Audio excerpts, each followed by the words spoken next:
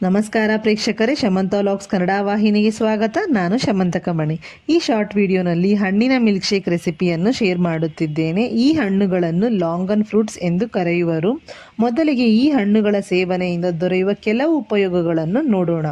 1. ಒತ್ತಡವನ್ನು ಕಡಿಮೆ ಮಾಡುತ್ತದೆಯಂತೆ. 2. ಕಣ್ಣಿನ ದೃಷ್ಟಿಯನ್ನು ಬಲಪಡಿಸುತ್ತದೆಯಂತೆ. 3. ನಿದ್ರಾಹೀನತೆಯನ್ನು ಕಡಿಮೆ ಮಾಡಿ ನಿದ್ರೆಯನ್ನು ಮಾಡಲು ಸಹಾಯಕಾರಿಯಾಗಿದೆಯಂತೆ. 4. ಚರ್ಮದ ಆರೋಗ್ಯವನ್ನು ಮೆರುಗುಗೊಳಿಸಲು ಸಹಾಯಕಾರಿಯಾಗಿದೆಯಂತೆ. ಈ ಲಾಂಗನ್ ಫ್ರೂಟ್ಸ್ ಮಿಲ್ಕ್ ಶೇಕ್ ಅನ್ನು ತಯಾರಿಸಲು ವಿಡಿಯೋನಲ್ಲಿ ತೋರಿಸುತ್ತಿರುವ ರೀತಿಯಲ್ಲಿ ಹಣ್ಣುಗಳ ಸಿಪ್ಪೆಯನ್ನು ಸುಲಿದು ಅದರಲ್ಲಿರುವ ಬೀಜಗಳನ್ನು ತೆಗೆದು ಹಾಕಿ.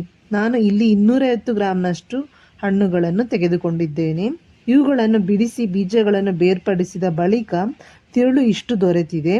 1 ಸಾರಿ ನೀರಿನಲ್ಲಿ ತೊಳೆದು ಜ್ಯೂಸರ್ ಜಾರ್ಗೆ ಹಾಕಿಕೊಂಡು 1 ಗ್ಲಾಸ್ ತಣ್ಣನೆಯ ಹಾಲು, 1 ದೊಡ್ಡ ಚಮಚದಷ್ಟು ಸಕ್ಕರೆ ಹಾಕಿ ಚೆನ್ನಾಗಿ ಬ್ಲೆಂಡ್ ಮಾಡಿಕೊಳ್ಳಬೇಕು.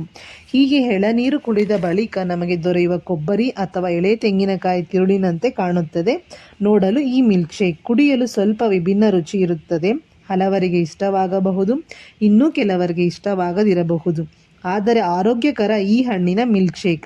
250 ಗ್ರಾಂ ಹಣ್ಣುಗಳ ಸಿಪ್ಪೆ ಬೀಜ ತೆಗೆದ ಬಳಿಕ ದೊರೆತ ತಿರುಳು ಹಾಗೂ ನಾನು ತೋರಿಸಿದ ಪದಾರ್ಥಗಳನ್ನು ಬಳಸಿದರೆ 2 ಗ್ಲಾಸ್ನಷ್ಟು ಮಿಲ್ಕ್ ಶೇಕ್ ತಯಾರಿಸಬಹುದಾಗಿದೆ.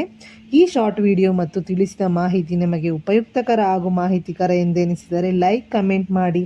ಚಾನಲ್ಗೆ ಚಂದಾದಾರರಾಗಿ ಮತ್ತೊಂದು ಶಾರ್ಟ್ ವಿಡಿಯೋನಲ್ಲಿ ಭೇಟಿಯಾಗುತ್ತೇನೆ. ಶುಭ ದಿನ ನಿಮ್ಮದಾಗಲಿ.